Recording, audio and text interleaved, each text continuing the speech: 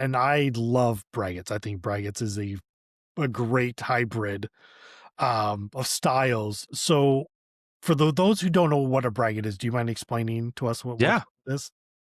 A braggot is our blend of a beer and mead. It's our kind of go between the two styles, and it is a contentious one for some people because there is a um, golden ratio of honey of sugar ratio, I should say, that people depend on. People often say that in order for something to be a braggot, which is a mead style, as Mhm, people will declare it, it mhm. has to be at least 51% honey. Now, this is a debatable topic in my opinion because I think honey needs to be a present characteristic in the quality of the product. But if you ask certain people that say 51% honey, I don't think that's true.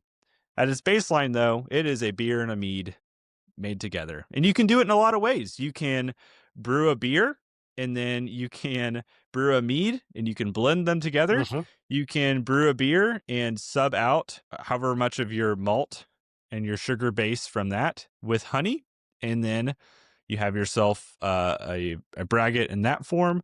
But it's a really fun style. Actually, it's funny you mentioned that. I'm drinking a Okay. mango blossom braggot tonight. That's what Nice. I've been sipping Yeah. on as we've been sitting here. That's yeah. So I make a blueberry honey ale. That's what I call it because the Mm. honey is not a whole lot. I think it's 30 ounces maybe of honey. So it's not a whole lot. The bad thing is like there's not a whole lot of honey flavor into it. It just adds it's just the sugar.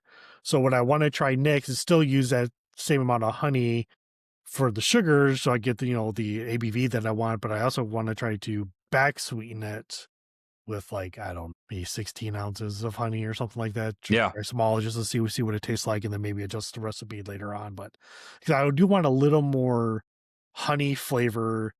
The blueberries quite not there either. I've talked to other people. It's like I can still use the blueberries I'm using, but add a little bit like blackberry puree to it.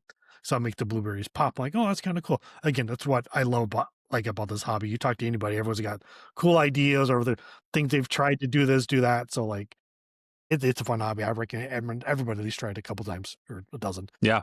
Yeah, I think that, from what I understand, obviously, you don't wanna add your honey until, like, flame out generally is when Yes. most people would suggest, so, like, that's you're gonna avoid the loss of a lot of your, florals if you do that, but because of the nature of fermentation, yeah, you're gonna Yeah. lose most of your honey character there, and back sweetening will definitely help.